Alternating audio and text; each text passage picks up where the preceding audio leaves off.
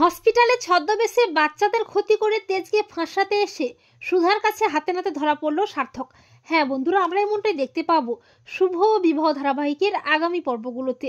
কেশবলালকে হাতে নাতে ধরে প্রমাণ সমেত জেলে পাঠিয়ে তেজকে নির্দোষ প্রমাণ করে ছাড়িয়ে আনে সুধা।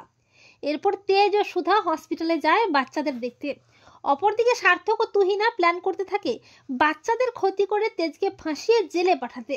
সুধার মনে সন্দেহ হয়। সুধা বলে, mister Basu Mallick, expire biscuit খেলে বাচ্চাদের শরীরে তো বিষক্রিয়া আসবে না, নিশ্চয়ই কেউ ইচ্ছাকৃতভাবে বিষ মিশিয়ে দিয়েছে বিস্কুটের মধ্যে।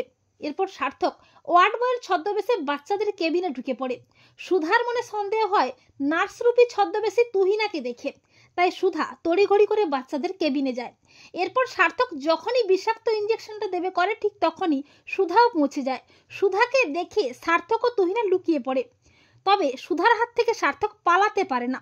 সুধা সার্থককে হাতে নাতে ধরে বেদম ধোলাই দেয়। এরপর সার্থক পালাতে গেলেই তেজ এসে সার্থকের ঘাড় চেপে সার্থককে বেদম ধোলাই দেয়। তবে সুধা কোনো মতে সার্থকের মুখটা দেখতে পায় না। এরপর হসপিটাল অথরিটি সার্থককে পুলিশের হাতে তুলে দেয়। তো বন্ধুরা, তোমরা এটাই চাও তো যে সুধা যেন সার্থককে হাতে নাতে ধরে বেদম ধোলাই দিয়ে তার অন্যায়ের শাস্তি দিতে পুলিশের হাতে তুলে দেয়? কমেন্ট করে এক্ষুনি জানিয়ে দাও তোমাদের মতামতটি।